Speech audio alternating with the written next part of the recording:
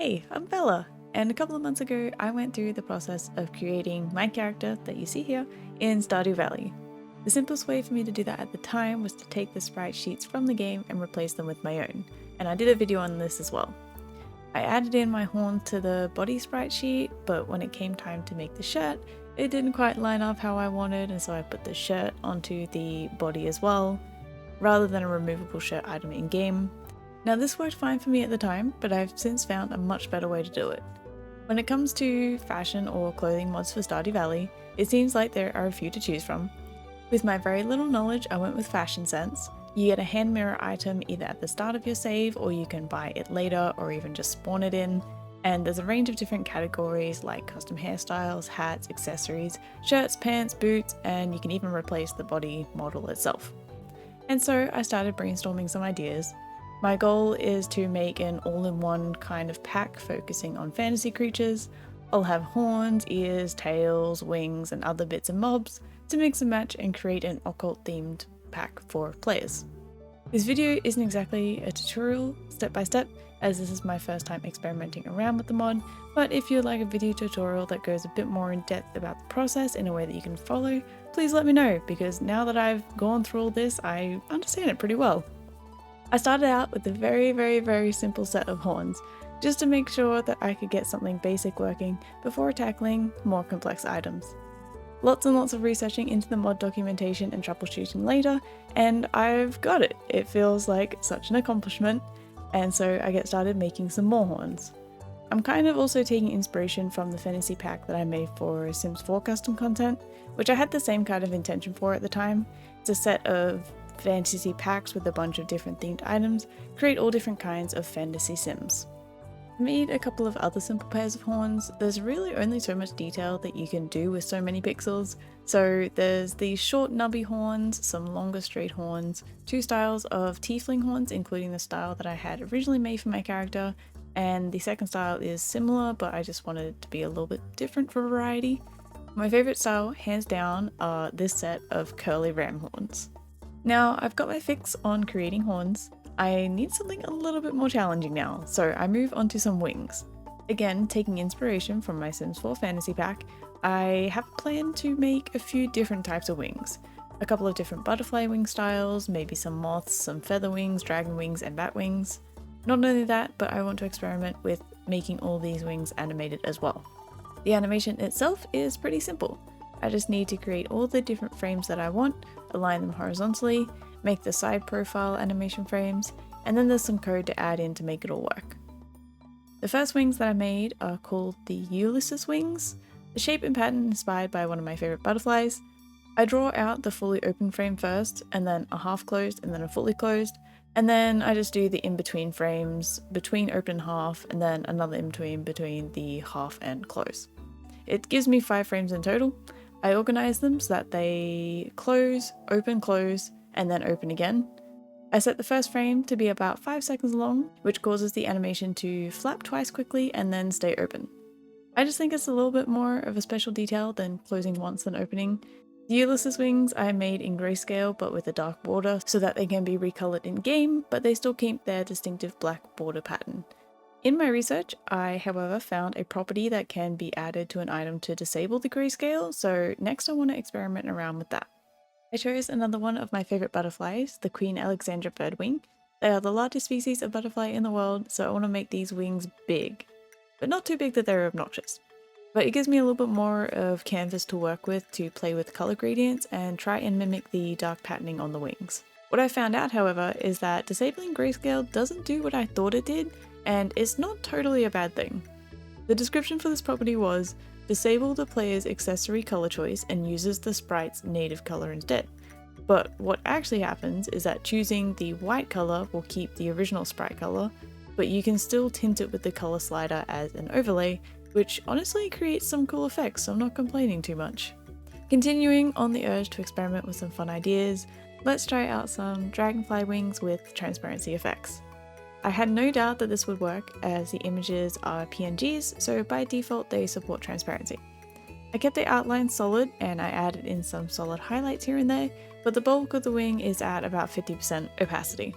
When I tested them out in game, I thought the animation was a little bit slow for a dragonfly, so I set the duration to be much shorter, and these are probably my favourite wings so far. They have a dainty look to them, and I think they work well as more of your typical fairy wing look. I'm stepping away from the wings for a little bit. I want to experiment with something else, which is movement animations. The wings are simple in terms of their animation. It's the same animation that loops no matter what. Making a tail would be a perfect opportunity to try out movement animation as well, so when your character is walking, the tail will sway side to side. And then I figured if I get that sorted out, maybe an occasional tail flick as an idle animation would play in nicely as well. It turns out that tails are a little bit harder to animate than I expected, especially the side profile. I went into it with the same kind of mindset as the wings. I would have a tail in the neutral position, and then a frame up, and then a frame down, and then just do in-betweens for the middle up, middle down, etc. And then I'd just loop through them. But the result of that looked terrible and stiff and had no sense to the movement at all. So after sitting on it for a little while, I came back to it with the intention of breaking it down into simple forms. I started with just 3 pixels for the base of the tail, then mapping out all of the frames. The base of the tail will determine the movement, and the rest of the tail just follows. After I've got the framework down and I'm happy with it, that's when I can go in and detail it. After that whole ordeal, I decided to go with a bit of a simpler design for the next one. It would have been great to start out with this simple one first, but with everything that I learned on the last one, it did make this one seem like an absolute breeze. I designed it to be a bit of a smaller, thicker, and therefore a more stiff shape, so there's not quite so much flowing movement to it and there's less animation frames, but it's equally as cute. Because it is on a smaller scale, most of the animation, aside from like a pixel or two, is actually covered when viewed from the front, and I actually kind of like that. There's only so much you can do with tails, I think, so on a live stream I went back to work on another set of wings that I wanted to make. Because I want this to be an extensive fantasy pack, these dragon wings suit as a more dark aesthetic than the cute fairy aesthetic that I've been going for so far. I made the animation a little bit of a flap up and then a flow down and then they settle back to their original position. I originally wanted this to be as an idle animation like with the butterfly wings, where most of the time these wings are in neutral and then they'll just do a little flap. Unfortunately, I couldn't get both an idle animation and a movement animation working in conjunction, I think because I was using the same frames for both, so I had to settle for just a movement animation, but I think it's an okay compromise. The second last set of wings that I am going to be making are a pair of moth wings. There were a couple of suggestions to make moth wings, one of them specifically a rosy maple moth, so that's what I'm going to do. Of course, these wings are animated as well, and I figured the best one for this would be an idle animation. Since moths hold their wings close to their body, the wings flap up and out and then back to their resting position. I draw out the main positions, or keyframes if you will, and then I do the in-between frames to make it smooth. This is another one that really needs to not be in grayscale for the effect, but of course you can tint it with other colours as you desire.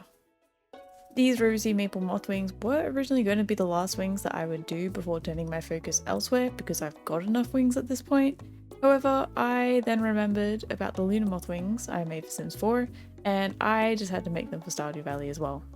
They have a mix of transparency, so the green part of the wings you can see through for a little bit more dimension. These wings were actually the most complex ones so far and took the longest to make, but they are my favourite out of all of them. I knew that I wanted them to be nice and big and grand, and so you get the full design when looking at the back, but from the front I had to crop it a little bit as the tail part of the wings hung down lower than ground level and it just didn't make sense. I ran into the same issues from the side, so I made them kind of drag along the ground, which honestly I don't mind. It looks intentional rather than leaving them untouched and looking weird with the perspective. With the past couple of sets of wings, I found it very helpful to sketch out the outlines of each frame in red and then test it out so that way it's easy to see what adjustments and changes need to be made before I go to all the effort to colour them and detail all of the frames. And I have to say, going from the red outline animation and reloading the mod with the fully complete animation is very satisfying to see. I originally made this mod because I wanted my own character to be in Stardew Valley. And since I want others to be able to do the same and a lot of other VTubers have cat themes, I made some cat ears and a cat tail. Of course, the ears have a little bit of wiggle to them when the player runs. It's only a few frames, but it adds a lot more life to them. The tail again was a bit difficult to wrap my head around. I originally contemplated just modifying the heart tail in animation, but I wanted it to be entirely unique. It's still not perfect, but I so think that I improved on the heart tail at least a little bit. Now we can't let the cat girls have all the fun, it's time to make something for the bunny girls too. I struggled so much with the shape of the bunny ears, I think mainly because I wanted to give them some shape and not have them just be simple rounded rectangles essentially. I got there in the end, and again they've got just a little bit of a wiggle to them. Of course, I had to do a bunny tail as well. I didn't want to make it a simple circle, but now that I'm thinking about it, maybe I should have had that as an option. Instead, this tail comes to a little point at the top, meaning that I can give it a tiny little bit of animation, which is just 2 frames. It's subtle, but it's just something, again, to make it a little bit more lively. Because I wasn't entirely happy with the straight bunny ears, I kept them as an option, but I made a set of floppy bunny ears as well. I liked how the floppy ears looked from the front, and I like the shape that kind of covers the face a little bit, and so it made sense from the side that the ears would stick out forward in front of the face, but it worked really well when I flipped that to the other side instead. I'm starting to wrap things up for the pack now, adding in just a couple more accessories that I really wanted to include since the beginning. The first one is the same kind of elf ears that I made for my character. And the great thing about these is that I can just use one sprite for the front, left, and back, and right, of course. The left and the right sprite is just cropped from the full sprite to just use one side. And I even went to the effort to figure out how to do skin tone masks, so the colour of the ears will always match the player's skin tone. This last accessory may seem a little bit out of place, but it is something that I planned to include from the beginning, I just didn't have the time to make wings to match. This halo is gold by default, and I wanted to try and make an animated shine animation. This was pretty easy, it's just the same sprite with lighter pixels going across. The hardest part was actually just sometimes wrapping my head around which pixels needed to be coloured in shine and which ones not, especially on the side profile where the halo is on a diagonal.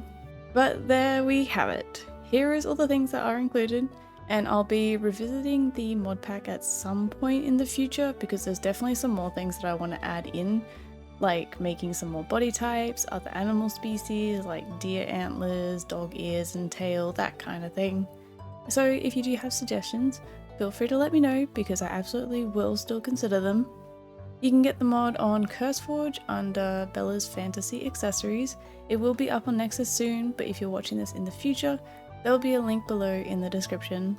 I hope that you enjoyed the behind the scenes look at everything, and let me know what you create with this mod. I would love to see it, and I will see you next time.